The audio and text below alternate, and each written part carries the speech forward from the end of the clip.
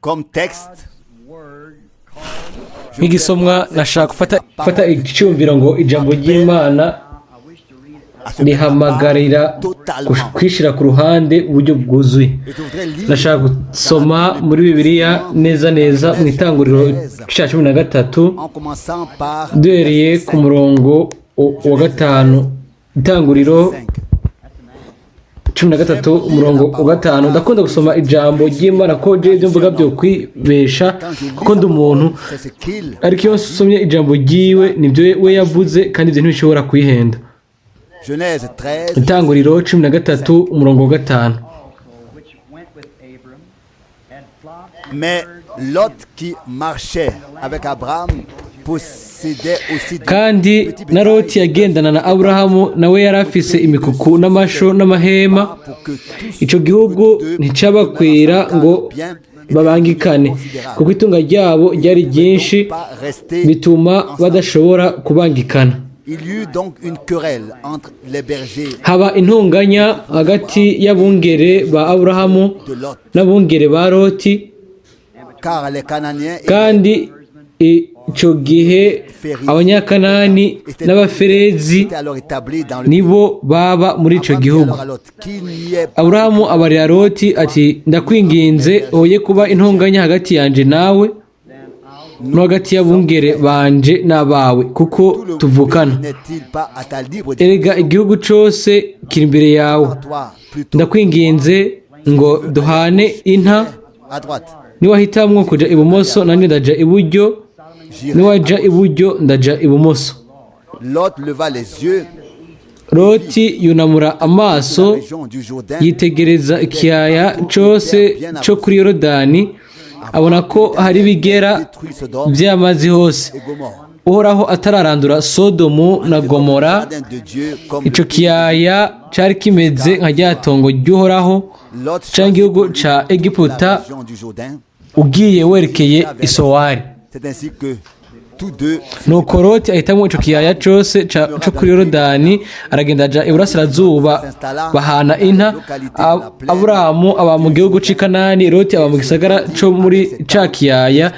Agenda arunguruza amahema arinda ashika i Sodomu, kandi abanyesodomu bari abanyavyaha bacumura Koraho birengeje urugero. Uhoraho abarira Aburahamu Loti amaze gutandukana nawe ati unamura amaso yawe uhere aho uhagaze, aho witegereze iburaruko n'ibumanuko n'iburasirazuba n'iburengerazuba. Igihugu cose ubonye ni wowe nzogiha n'uruvyaro rwawe gushitsa ibihe byose. Aha icumviro ni iki gikurikira: ijambo ry'Imana rihamagarira ugushyirwa ku ruhande mu buryo bwuzuye. Murabibona, birakwiye ko dusoma ijambo tukaribona rihishuwe. Dusomye itanguriro dusanga yuko umwijima wari bwaha ku isi, Imana iravuga ngo umuco nubeho, umuco ubaho. Imana ibona yuko umuco wari mwiza, itandukanya umuco n'umwijima. Ijambo ry'Imana ritangura gutandukanya umuco n'umwijima. Ni nako bimeze gushika kuno munsi. Murabibona, nk'uko nabivuze kuri Yesu, bamukeka yuko yavutse atabukwe bwabaye, igihe nyina wiwe yavuga ngo so wawe na nyoko wawe bakurondeye. Yaramukosoye aramubwira ngo ntegerezwa kuba mu bya data. Aho rero yarafatiye kuri se wiwe wo mu ijuru.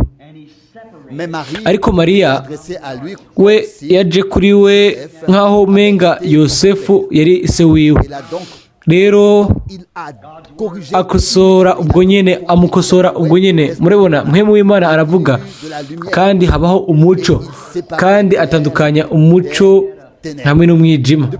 Guhera ico gihe il n'a cessé de le faire. ntigeze ahagarika kubikora, yamye atandukanya umuco n'umwijima, Il a aussi séparé kandi yatandukanije amazi hamwe n'isi yumye sa parole. biciye ku ijambo ry'iwe yavuze. Il avait une raison. yari afise impamvu yo kubikora. Imana ntaco yigera ivuga kiretse ifise impamvu yo kugikora. En tant qu'être humain, Tube nk'abantu tuvuga ibintu byinshi cyane atari cyo bisiguye, ariko icyo Imana ivuze biba bifite icyo bisiguye.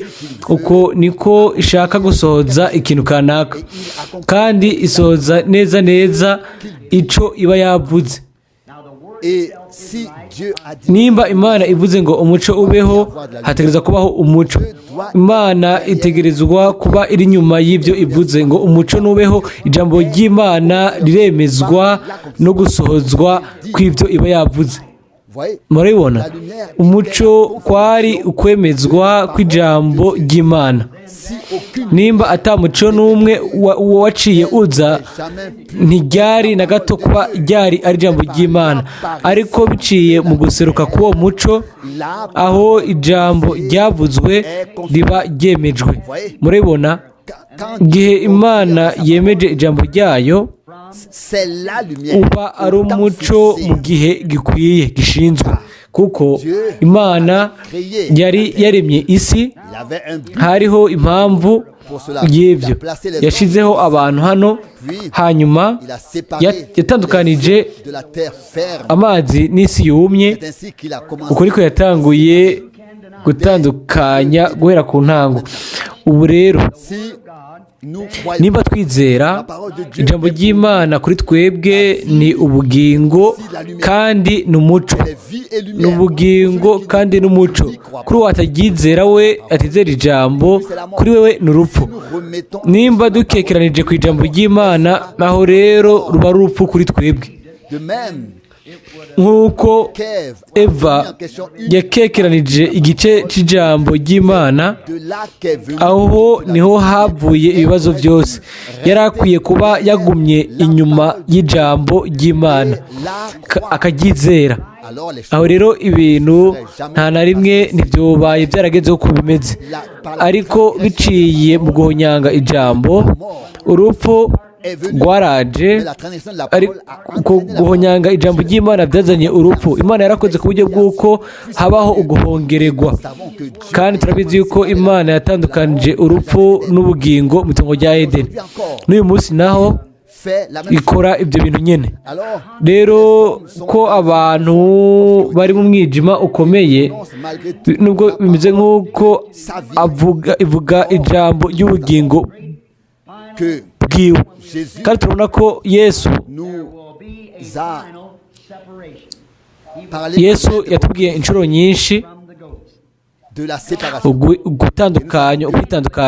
Le Turabizi dernier yuko ibya nyuma bizoshikira abantu, sera la séparation. kuzoba ari gutandukanywa kwa nyuma, bisigurwa ngo ugutandukanywa kw'impene D'avec hamwe n'intama. Imana aussi à la nayo ku iherezo izotandukanya, no kuno mugoroba iratandukanya mu makoraniro yose. Mu makoraniro yose iratandukanya ukwizera no kutizera n'ibindi n'ibindi. Ibintu byose se range. abantu bose bayizera baca ku ruhande rwayo.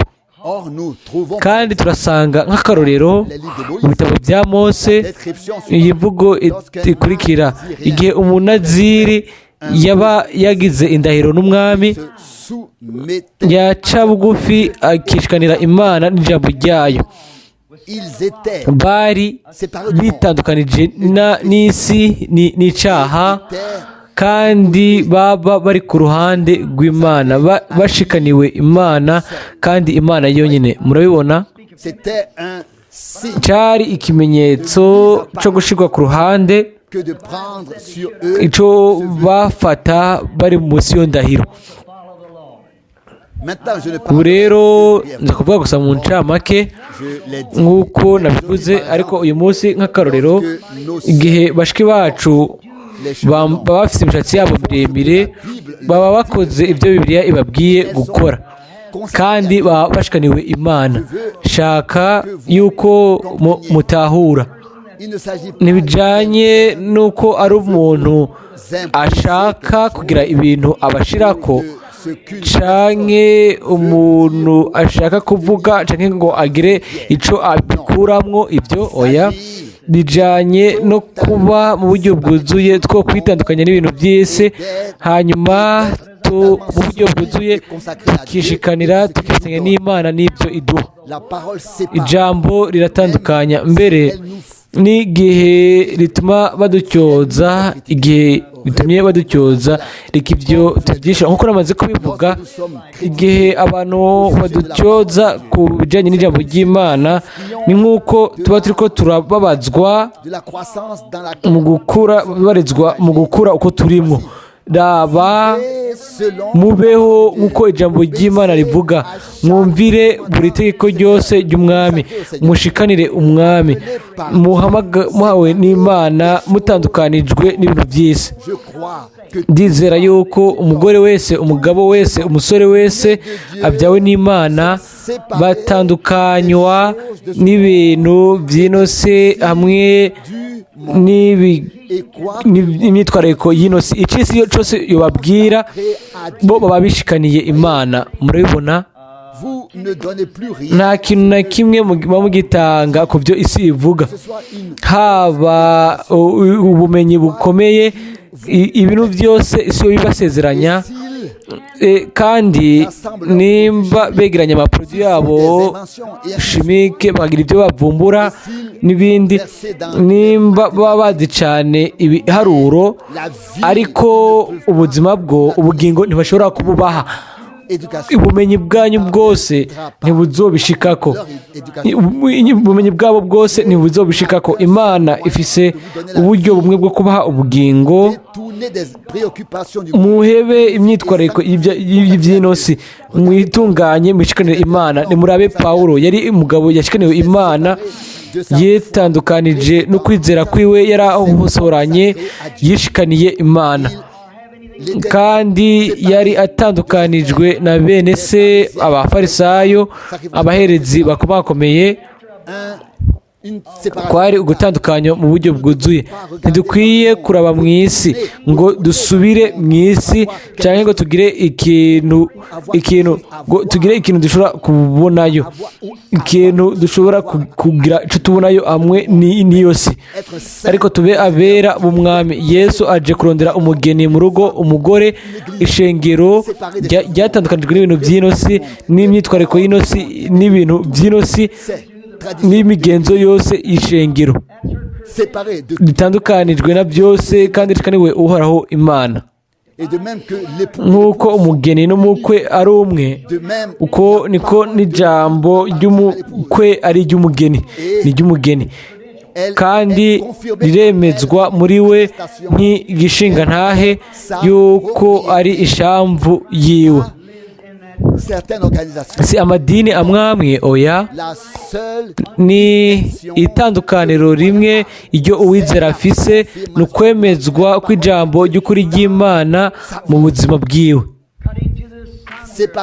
Kwitandukanya, gushikanirwa umwami, kwitandukanya kubwo ijambo ry'Imana, kuko haranditse ngo ijambo ry'Imana ni nk'inkota ikarishe y'ubugi bubiri, irinjira igatandukanya impwemu n'ubugingo, amagufa n'imisokoro.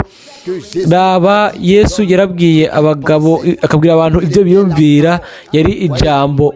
Murabibona, Adamu wa mbere yaremwe n'Imana, yitandukanije n'Imana, yifatanya n'umugore wiwe.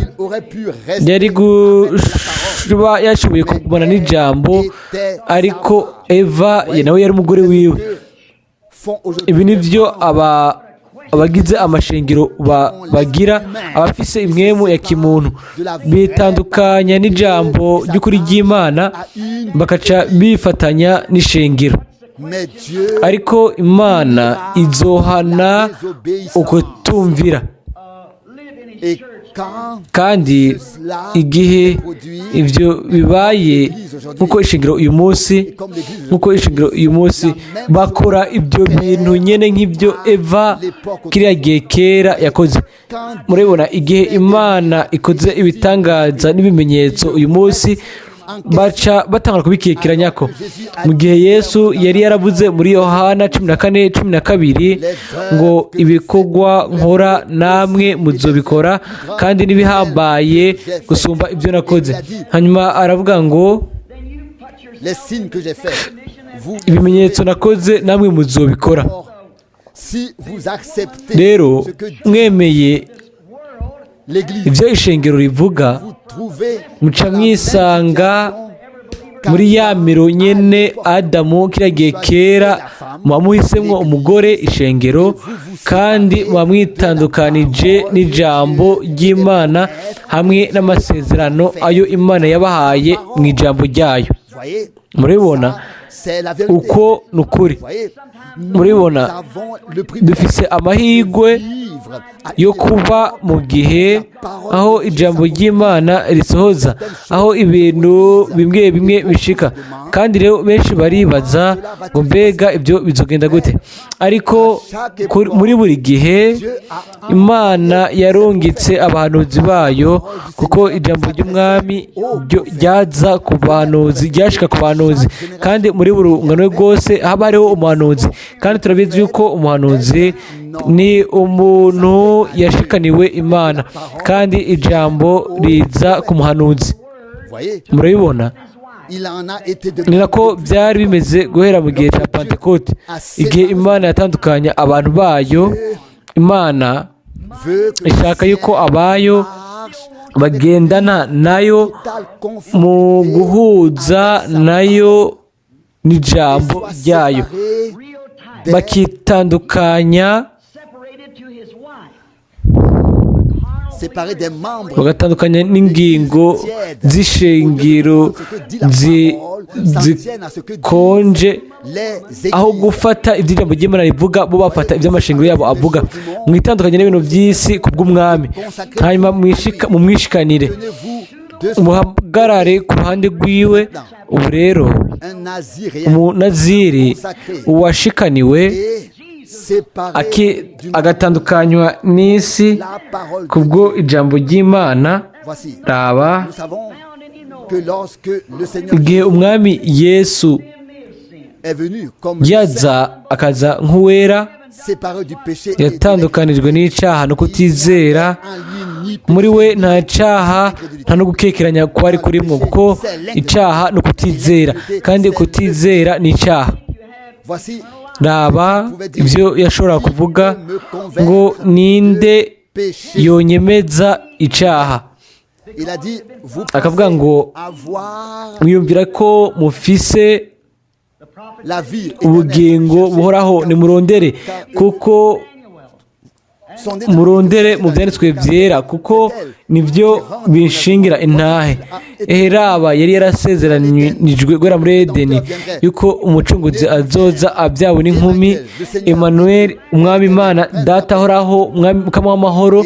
Hanyuma abanyabwenge b'ibyanditswe baravuze yuko ngo yarigize Imana, ariko we yari Imana. Murabibona, yari Data ahoraho mu buryo bw'impwemu buvugwa.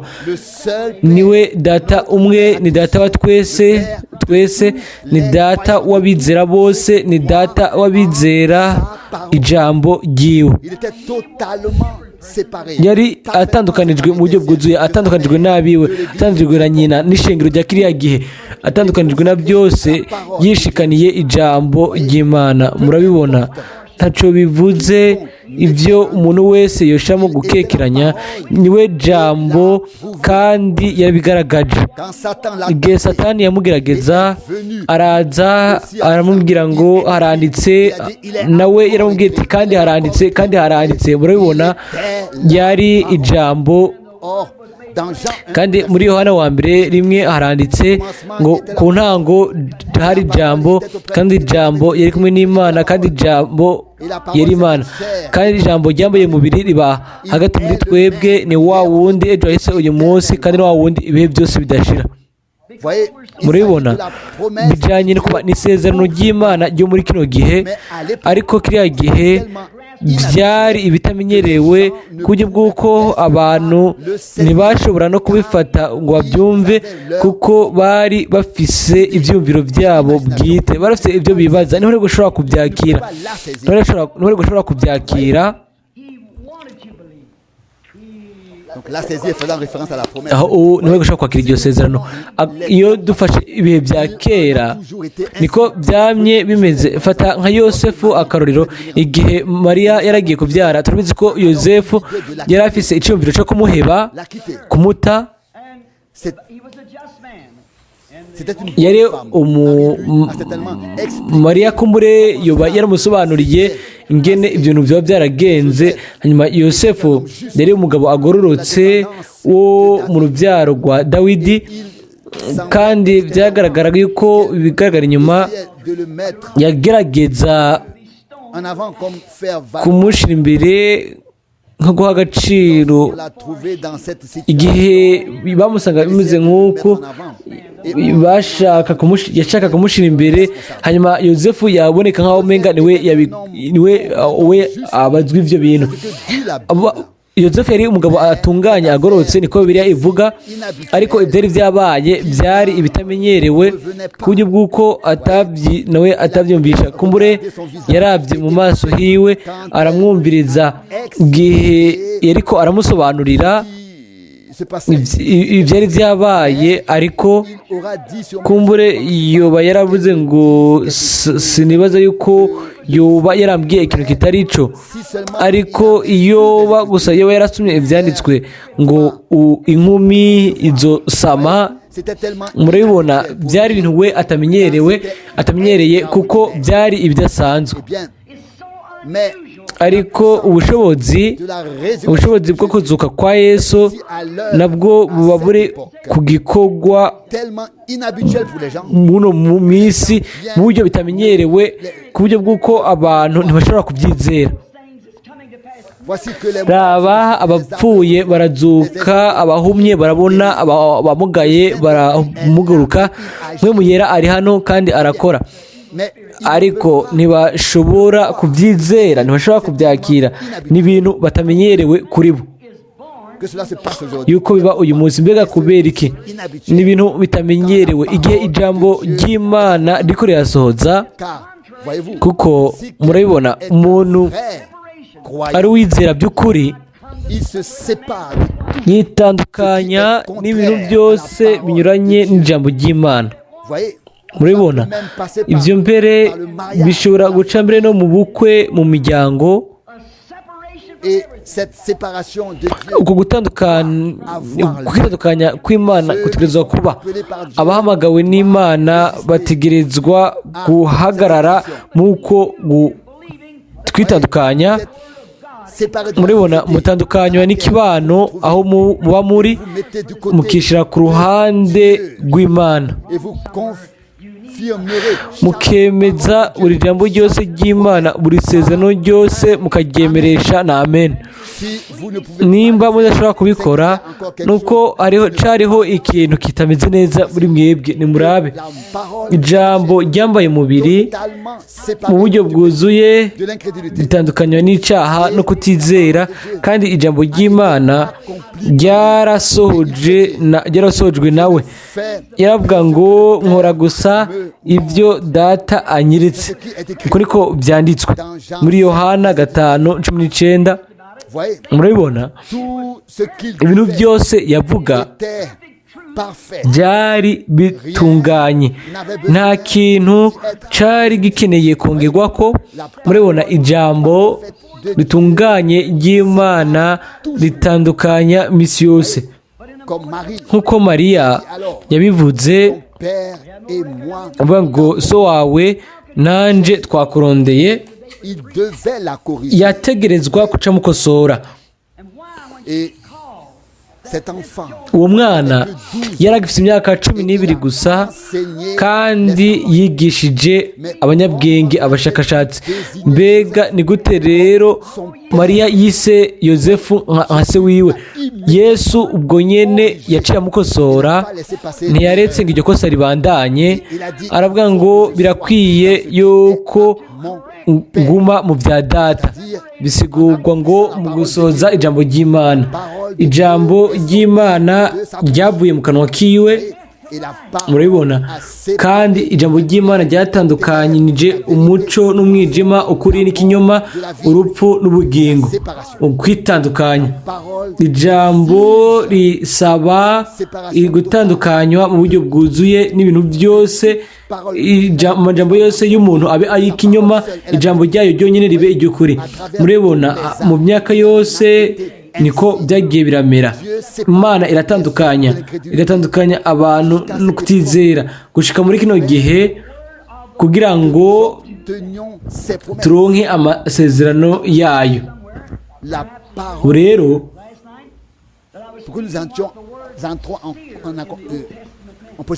twinjire mu masezerano. Ubu rero ijambo ry'umwami ryaje ku muhanuzi.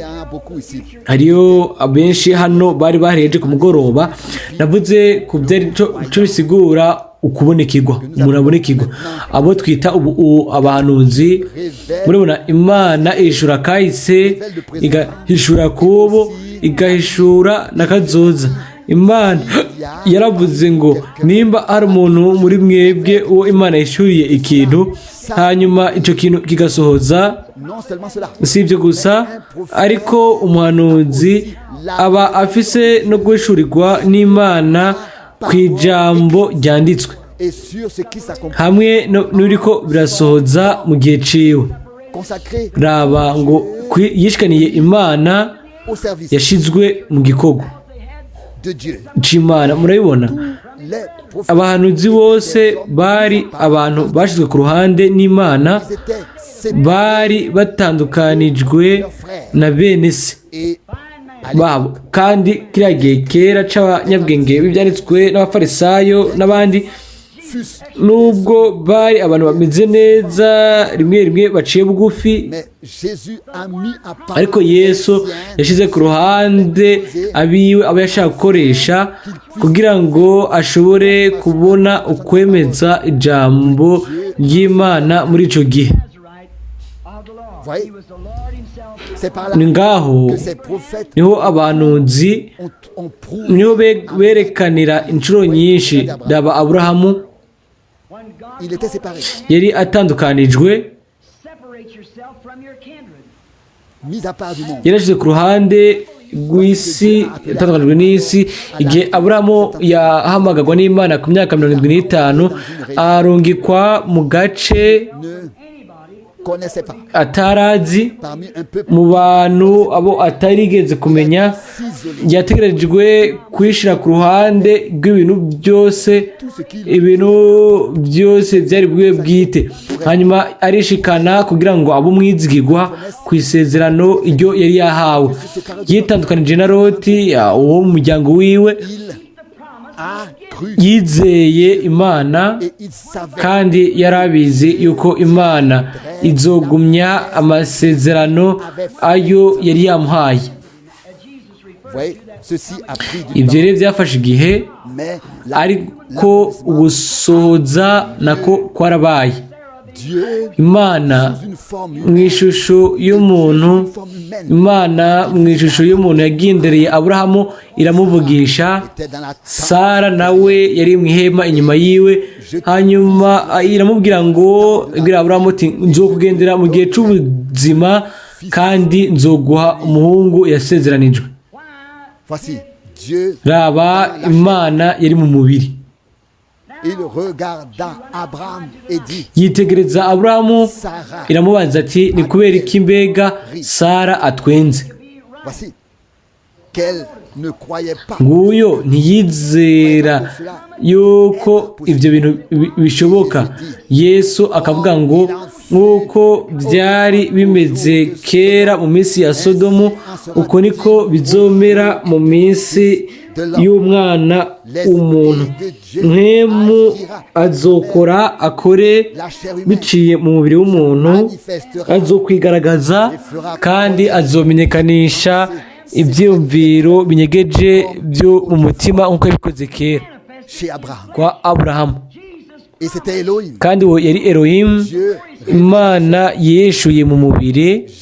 Yesu yarasezeranije yuko imbere yo kugaruka kwiwe Imana izokwigaragaza mu mubiri muri buryo nyene, izogaragazwa mu mubiri mu bundi buryo. Murabibona gushikwa ku ruhande bijanye no gushikwa ku ruhande Loti na Aburahamu, murabibona kuko Aburahamu na Loti bategerezwa gushigwa ku ruhande.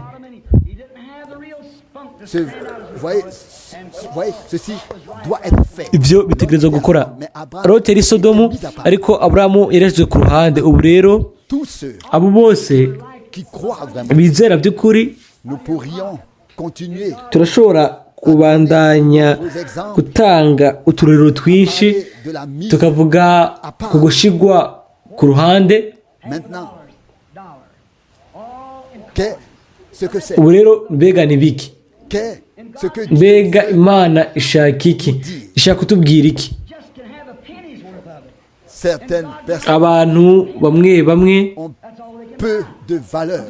bafise agaciro gake canke baha agaciro gake ibyo Imana ibahaye nk'ukuri. Murabibona Imana rimwe na rimwe ishobora gukoresha udukoresho duto nk'ubu tugize kugereranya. Loti yarangana n'isantime Aburahamu nawe twamugereranya n'idolari 100. Abo dukeneye ni abantu bafite icyo basiguye, bafite agaciro mu maso y'Imana. Si agaciro gato gusa ariko agaciro kanini. Ubu rero mwizere byose ibyo Imana yavuze, aho rero muzoca mugira agaciro kose mu maso y'Imana. Rero Yosefu nawe yari atandukanijwe na bene se biwe. Rimwe na rimwe abantu baravuga ngo meze neza mu kibanza canje hano canke hariya. Bene data, mbega muri iki? Muhagijwe gusa muragenda mu ishengero gusa mukumva ibyo birabahagije kuja mu ishengero gusa, canke murareka Imana igakora mu buzima bwanyu? Rero ndizera yuko nshobora kubabwira ukuri kandi yuko ubushobozi bw'Imana bwoshobora kwigaragaza nk'uko bimeze mu mutima wanje. Nk'uko kiriya gihe kera Yesu yagaragaje ubushobozi bwiwe, yagwijije imikate, akora ibitangaza bikomeye n'ibimenyetso. Rero kubera iki ishengero rinini ryamuvuye ko igihe yavuga ikintu batari gushobora gutahura? Murabibona biyumvira yuko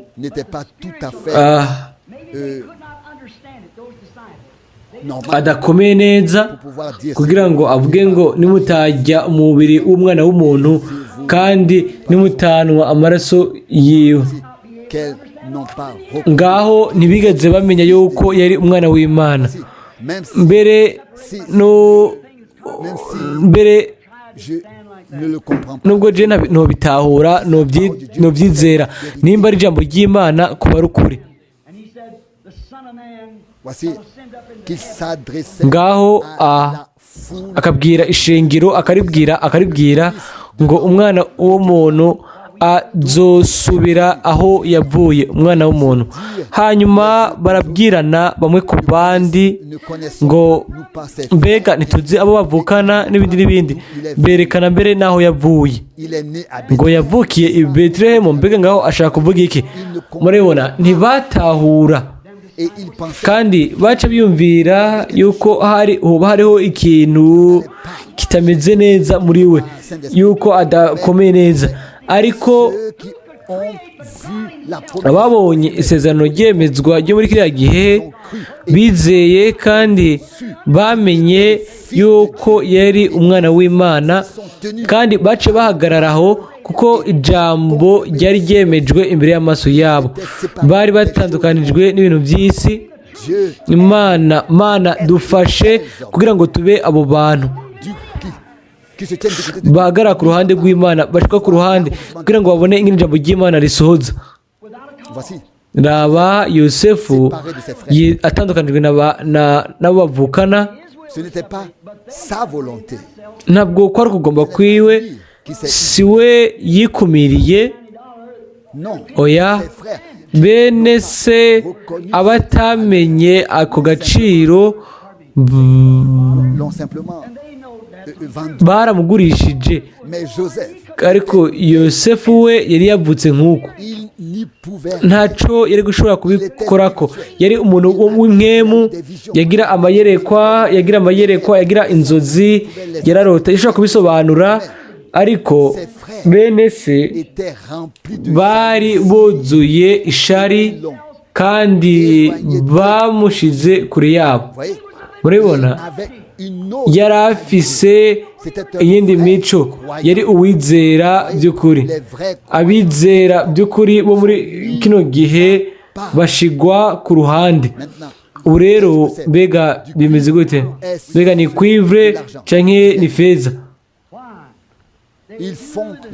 Bakora bya bindi nyene uyu munsi,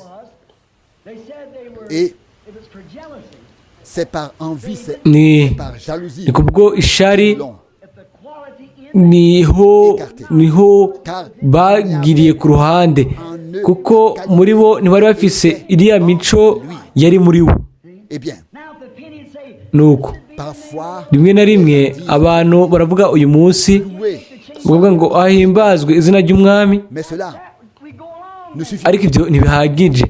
Mutegerezwa kugenda inzira yose gushika aho ijambo ry'Imana rizosohoreza muri mwebwe. Murabibona, ni Imana yonyine niyo ishobora kubikora, kandi niyo gusa niyo ishobora gukora ku buryo bw'uko umugambi wayo ushobora gusohoza nk'uko symphony igenda ihuza mu buryo bwuzuye. Ni igicurangisho, nta kundi kuntu twobigenza kiretse guhagarara ku masezerano yayo. Murabibona, umuntu atazi symphony kandi atazi icyo ari cyo, ntacyo bimumarira ariko arayumviriza, ariko uyumva arazi ibibandanya kuko azi iherezo guhera ku ntango. Kandi uko bigenda biragenda, ubirongora, umukuru w'abaririmbyi w'abacuraranzi bitegereza kuba bigenda bihuza muri iyo symphony. Amen. Nibyo nyine birakwiye yuko ijwi rikwiye ritangwa kugira ngo iyo symphony ishobore gucurarangwa. Raba mu ijambo, raba igihe icyo tubayemo. Rero ijambo ryaratanzwe, kandi nk'uko uriya mugore wa kiriya gihe kera ku iriba, wa wundi igihe umwami yamuvugisha aramubwira ngo genda urondere umugabo wawe, nawe arishura ati ntawe mfise. Aramubwira ati wagize batanu, ubu n'uwo mfise, ubu wose umugabo wawe.